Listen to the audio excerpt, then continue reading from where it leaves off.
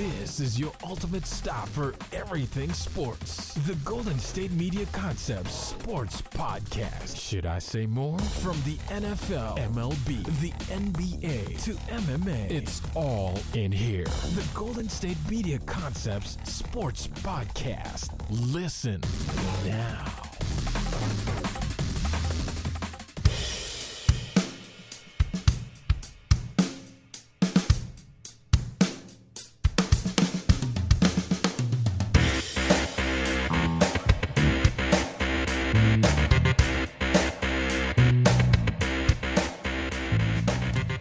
Welcome back to the Golden State Media Concepts Sports Podcast, where we discuss the latest and greatest news in the world of sports. As always, I'm Alex, and as always, compared to last episode, I'm still here by myself. Ben is still gone, MLS All-Star Game. Lucky him. He's having the time of his life, seeing his favorite team of all time, Arsenal, play the MLS All-Stars today, as a matter of fact, Thursday at 4:30 p.m. Pacific Time, and that is in San Jose, not far from where we are. It took us about 2 hours to drive there. On Tuesday? Monday. On Monday? No, Tuesday. Excuse me. Took us about 2 hours to drive there on Tuesday. Not very far from where we are. It's a great stadium. We got to go down on the field, press passes and everything. It's really awesome. So, Ben will be back on Tuesday, like I said last episode.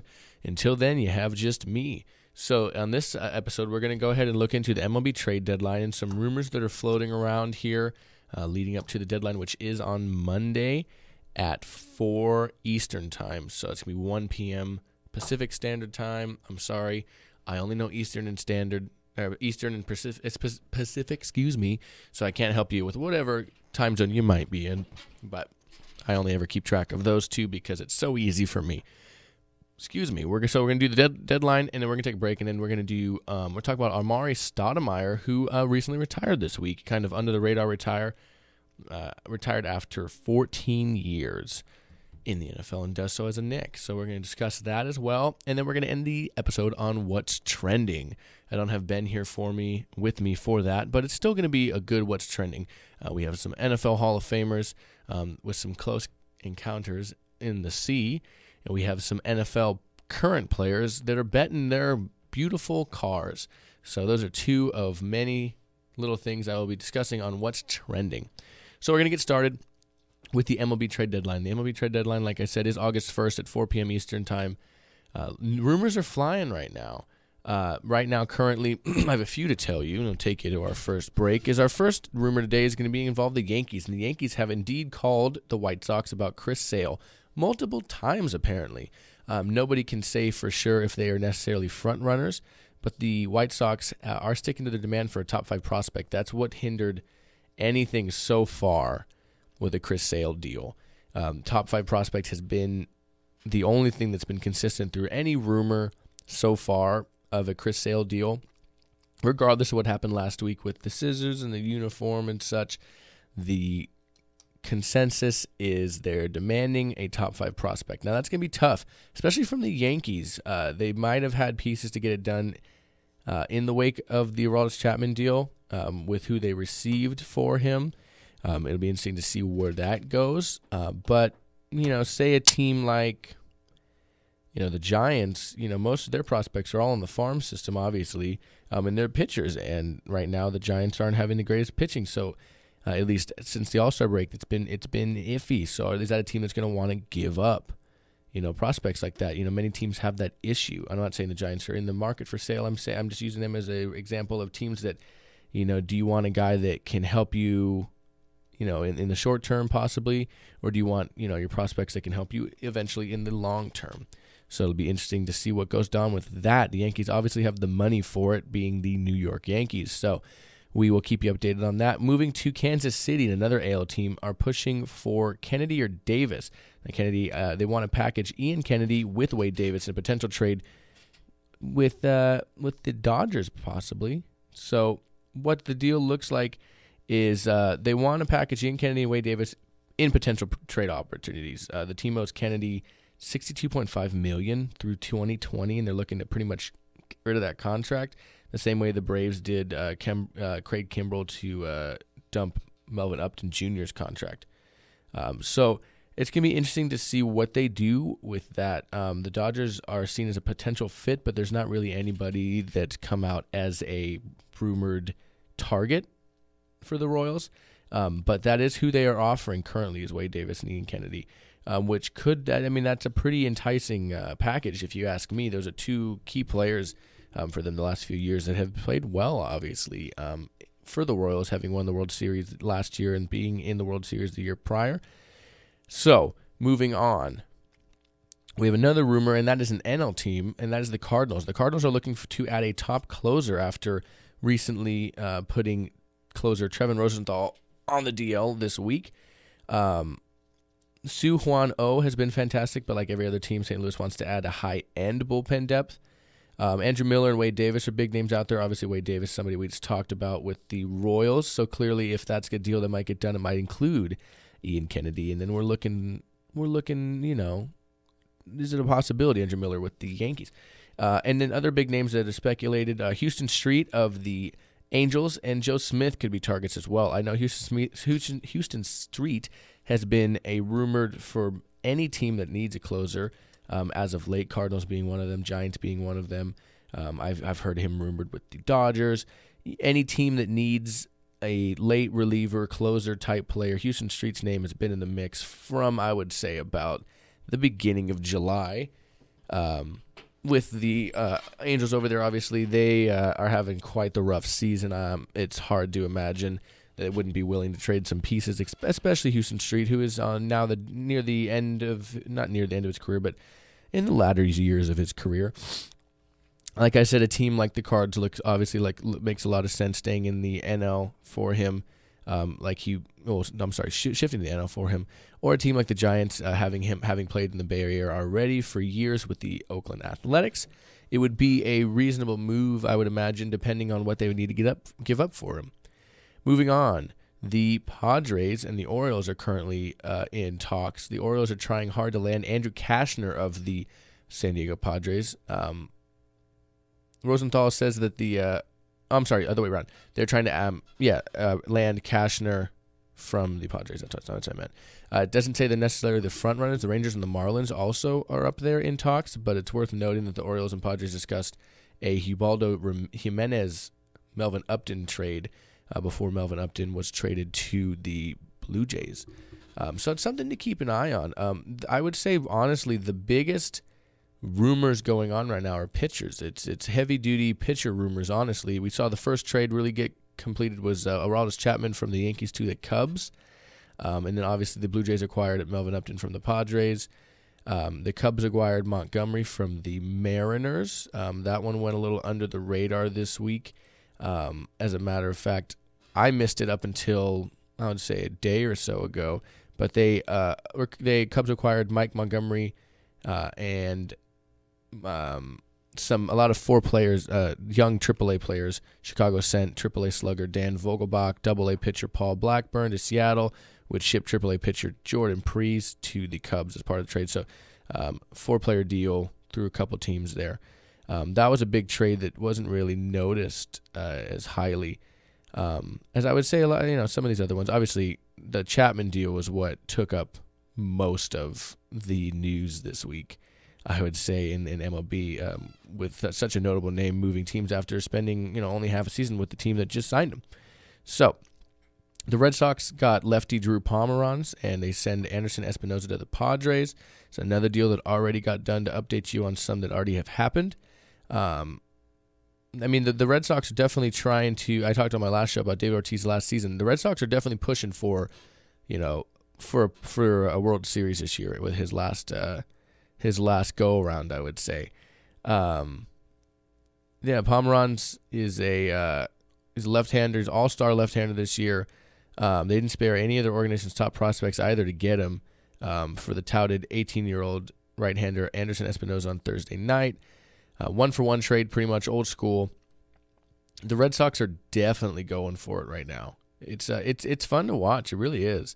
A couple of other ones, mainly one more trade before I take our last break here, is the Marlins acquired Padres closer Fernando Rodney for prospect Chris Paddock. So the Marlins acquired Rodney from San Diego. 39 years old, Rodney has an ERA currently very good of .31, 17 saves and 28 appearances. Isn't as great, but he's playing for the Padres team that hasn't had the greatest pitching all year anyways. But he has 253 saves, a bulk of them coming with the Rays, the Tigers, and the Seattle Mariners. So more so on the tail end of his career, the Marlins currently are sitting at 41-37, and they have a possession of the second wildcard spot in the NL, which is crazy to think about with the Marlins the last few years, and even the start of this year. It's interesting to look at. But don't let me forget to mention right-handed pitching prospect Chris Paddack. Paddack has had quite the season as well. He's a Class A prospect with a 2-0 record and an ERA as equally impressive as what's the word I'm looking for? As equally impressive as Fernando Rodney, at .95 ERA. He pitched for Single-A Greensboro, as a matter of fact. So, like I said, a lot of pitchers being traded, a lot of pitchers being dealt back and forth. It'll be interesting to see what goes on as we get closer to Monday. Currently it's Thursday, so we have Friday, Saturday, and Sunday for anything to get done.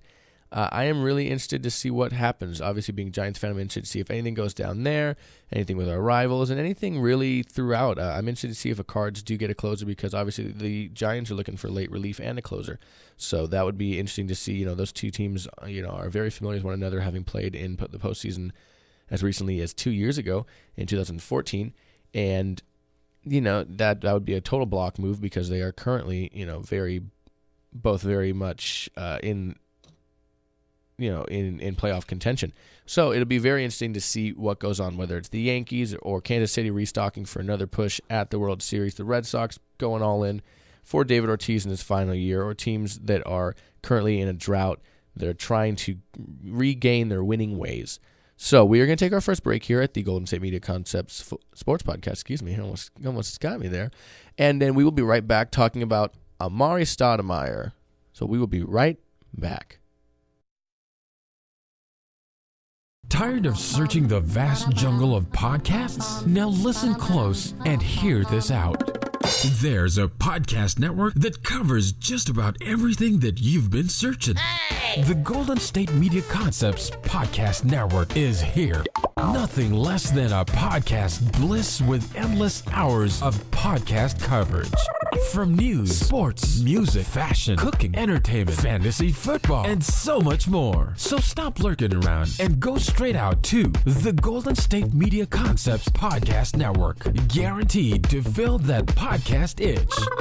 Whatever it may be. Visit us at www.gsmcpodcast.com. Follow us on Facebook and Twitter, and download us on iTunes, SoundCloud, and Google Play.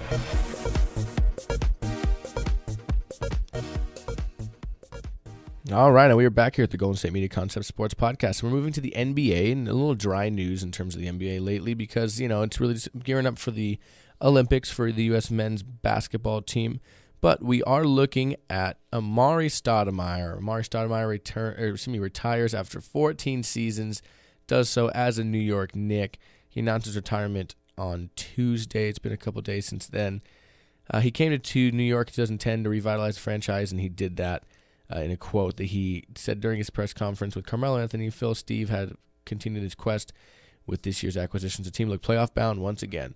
So Stoudemire is 33, averaged 18.9 points, 7.8 rebounds, and 846 career games over 14 seasons for, like I said, New York. He played for Phoenix, Dallas, and Miami.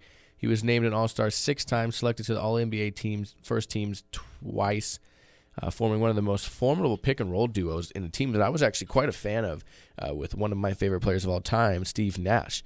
Steve Nash obviously played with him in Phoenix. He was also in the 2003 NBA Rookie of the Year also, after becoming one of the fellow straight from high school players. The Suns congratulated Amar'e Stoudemire. Every team he played with has congratulated him for what he's done.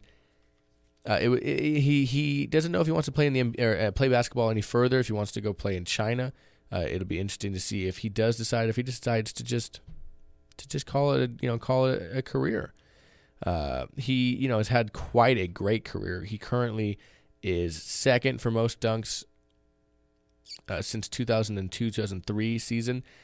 Dwight Howard is by far the leader with 2,325, but right there behind him is Amar'e Stoudemire with 1,593 above third place finisher Tyson Chandler, and LeBron James coming in fourth. He was I always liked watching Amar'e Stoudemire play. He was one of the better players, in my opinion, in the last decade when it came to being a big man and helping the pick and roll. And he was always so fun to watch play with Steve Nash. Like I said, Steve Nash was one of my favorite players until he went to the Lakers. But he was one of my favorite players to watch, and them together was just great. The Suns did issue a statement, like I was saying. Amar'e's 8 seasons with our franchise provided some of the most exciting Suns basketball the city has ever seen. Off the court, Amar'e represented himself with integrity and class every step of the way, leaving an indelible impression on countless kids in our community. We're proud to have called Amar'e one of our own and wish him nothing but the best in retirement. Clearly, and that's one thing I always liked about Amar'e Stoudemire, is clearly he was a great person for the franchise as well. He was great for the city, he was great for the franchise, and he wasn't a me player, he was a we player. So it's always very, very nice watching guys like that play. Stoudemire obviously played 5 seasons, part of the New York Knicks, as he signed as a free agent in 2010. He had a lot of injuries, unfortunately, while he was with them. But he averaged 25.3 points, 8.2 rebounds, and he was named an All-Star, second-team All-NBA during his first season with the Knicks. But unfortunately, like we said, he did have some injuries that marred his time there. But he's credited for signing with New York at a time when no other big-name free agents really even considered going there. So, I mean, it shows you the kind of character that he had. He went and played with Carmelo Anthony. He had good time there. On Tuesday, he inked a 1-year non-guarantee contract with the Knicks before announcing his retirement. So, it's not like, I guess they don't do it like the NBA where they have those one-day contracts to retire, guys that played their entire career somewhere and then maybe played a couple years somewhere else and then came back and retired for one day. I think LT did that with the Chargers. I think Emmitt Smith did it with the Cowboys after going and playing in Arizona for a couple years. Things like that. I believe, no, Brett Favre retired as a Viking and Peyton retired as a Bronco, I think. But Peyton did it pretty cool. He had that separate press conference with the Colts. But as a quote from the Knicks, for part of 6 years, Amar'e Stoudemire was the face of the New York Knicks franchise because of his excellence on the court, his dedication to our community, and our fans across the world, the Knicks GM said. When Amar'e asked us to retire as a Knick, we were honored to oblige. So it just shows you what he thought of his time there. He's going to go down as probably one of the best free agent signings in terms of what he did for the team, not necessarily, what he did overall as a player, but what he did for the Knicks on and off the court. He was just somebody that you always expected to play the way he did, and he was just a great player. I tell you what, he played obviously the chunk of his career in Phoenix. His first, looks like 7 seasons total. Yeah, first 7 seasons, and then he ended his career going from 2010 to 2014 with the Knicks. He played 1 year in Dallas, played again with the Knicks, and then he played and finished his year there in Miami. Didn't have the greatest of years last year with Miami, but he only played 36 games. No, 52, but he only started 36, which is more than he did with the Knicks the year prior, but of course he was injured quite a bit. In Dallas, he was not much of a factor there. He only played 23, only started 1 game. But what Amar'e will be remembered for most, I think, is his time with the Suns and his time with the Knicks. The last year wasn't a great year for him. He averaged 5.8 points a game. His rebounds were low at 4.3. His blocks weren't even a total point at 0.8. It's got nowhere near his career average of 18.9, 7.8 rebounds, and blocks of 1.2 a game. So he's somebody that I've always loved watching and somebody I've admired as a fan of the NBA, and it's sad to see him go. But after a long career, 14 years, I think it's time for him to step down. He'll be remembered for me as one of my more notable players in the last decade and a half, I would say. And it's going to be interesting to see what he does from here, if he does decide to play basketball again overseas or if he just calls it quits. I think he might have some left in the tank, but that's totally his call. But he's somebody that I think will do well no matter what he does and where he goes. So we are going to take our last break here, and then I am going to do what Ben and I love to do every last show of the day, and that is what is trending. I can't wait. I got some fun ones for you. So we will be right back here at the Golden State Media Concepts Sports Podcast. Want to find out what movies to go see? Then check out the GSMC Movie Podcast. It's your ticket to the latest movies, whether it's a new blockbuster event, romantic, comedy, or action flick. This show has got it all covered. They talk some what to go see now. Don't bother. What's hot on Netflix and everything in between. That's gsmcpodcast.com/movie-podcast. When it's all about the movies, it has to be this new show. Don't forget to like them on Facebook and follow them on Twitter. Visit gsmcpodcast.com for more info.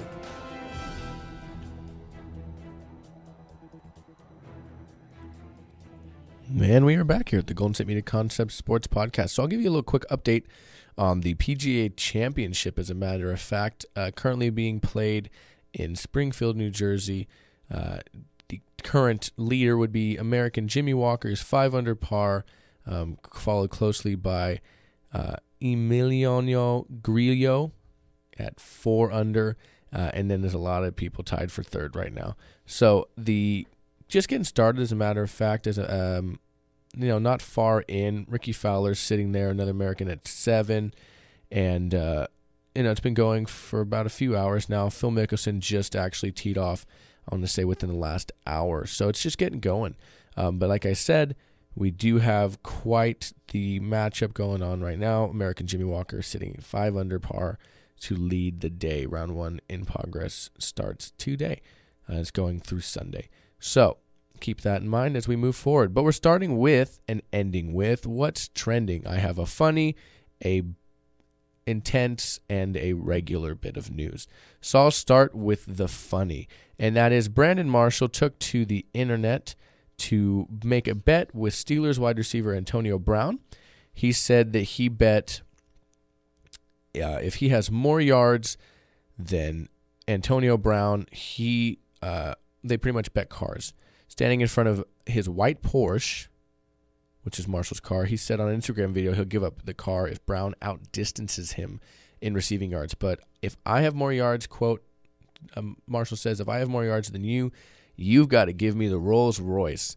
I'm not sure which Rolls Royce he means. I think Antonio has 2. He's scheduled to drive a Steelers-inspired Rolls Royce Wraith into training camp this week, actually today, as a matter of fact. Marshall last year recorded 1,502 yards, which was 332 yards short of Brown's 1,834. So he has some work to do. Antonio Brown said that the Rolls Royce is about $100,000 up from the Porsche's value. So if he's really serious, call him. He'll gladly accept. Don't internet it. So interesting to see. Maybe Marshall should have made the criteria based on touchdown catches. Antonio had 10 last year, which is 4 less than Marshall's 14, which is a career high for him, as a matter of fact, as well. So maybe that would have been more of a smart choice. And Brandon Marshall's point, most people assume that Brown's the best receiver in the game. So it'll be interesting to see if that gets any traction. I'm going to go with serious here now, and Warren Sapp, current Hall of Famer, former Tampa Bay Buccaneer and Oakland Raider, was bit in the arm by a shark while lobstering this week.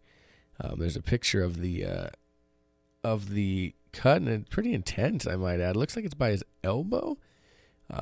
It's not, significant. Clearly, he's got a big gash in his arm, but he was on a regular on a charter fishing trip in his retirement days, and he was bitten in the arm by a shark while lobstering on a charter based out of Marathon in the Florida Keys. And the sharks apparently hang out there, and they eat the lobster also. It looks like he's doing fine. It looked like it was bloody, but it has since stopped bleeding. The shark wanted the lobster just as bad as Sapp, his friend on the boat, said. Sapp got the lobster, and the shark got a bite too. So he did take a phone call interview, Sapp did, but it was very quick and not very in depth. It seemed like he didn't really want to talk. I don't know if I would want to talk much about getting bit by a shark afterwards either. So if you go in that depth. And our last bit of what's trending today is the future college football playoff semifinals are moved off of New Year's Eve. So the college football playoff will drop its initiative to play semifinal games on New Year's Eve, which responded to a dip in television ratings for the last year's semifinals. We looked at the replay and we reversed the call, is what college football playoff executive director Bill Hancock said. So they would like to change the date for the coming 4 future years that originally had been scheduled for the semifinals on New Year's Eve. They have some dates up in the air, but they haven't announced anything currently. I don't know. It's interesting to see. I mean, I still watch those games, and I like to watch those games. But I guess if it is, currently an issue. Apparently, the Oklahoma, Clemson, and Alabama versus Michigan games on New Year's Eve last year suffered a 40% rating slip on the New Year's Eve from the previous year's semifinals, which were played on New Year's Day. I mean, it makes sense. I probably would rather watch them on New Year's Day than New Year's Eve, also only because, you have plans on New Year's Eve. You go and do things. Typically, New Year's Day, you have done those things. You had a late night the night before, and the year before, I guess too. You're tired. You stayed up obviously past midnight, depending on how long you stayed up. If you were out and then traveling back, and so on and so forth, you're tired. So maybe you want to sleep. Maybe you just want to hang out around the day, and watch some football. So personally, I think it's probably a smarter move to have them on New Year's Day than New Year's Eve. Whether or not that's when they would plan to, they do say that the future semifinals could be played on either New Year's Day or on the Saturday prior to New Year's Eve. So those are some up in the air ideas, but they don't have a first official named one yet. So it'll be interesting to see what goes on there. I agree. I think New Year's Day is probably better than New Year's Eve, but I don't think I would have an overall issue with it. I watched college football on New Year's Eve a couple years ago when Menzel was still at Texas A&M when he played, I think it was Duke. I think they played in the bowl game. So it's not as much of an issue for me, but I do know that some people have things that they do on those days. So I'll have to keep an eye on that. But I am all done here today, and Ben will be back on Tuesday, and we will have just as much great news for you then. We'll, I'm sure, be covering the MLB trade deadline, which is going to be the day prior. So we'll get into all of that. But as always, you can find us on iTunes, on SoundCloud, on Stitcher, on Google Play, the GSMC Sports Podcast. You can also find us on YouTube at the same name, and it's on our website as well. It's gsmcpodcast.com. Don't forget to rate and subscribe on iTunes, like on Facebook, appreciate, comment on YouTube. Do whatever you want to do. You can find us on Twitter and Instagram at GSMC_sports, where Ben and I will retweet, always retweeting. You can find us on our sports podcast, our soccer podcast, Ben's baseball podcast, my football podcast, all of the podcasts you can think of, you can find us on them. So as always, we'd like to thank you guys for listening. For Ben, I am Alex. Thank you guys so much for being here, and we will see you on Tuesday.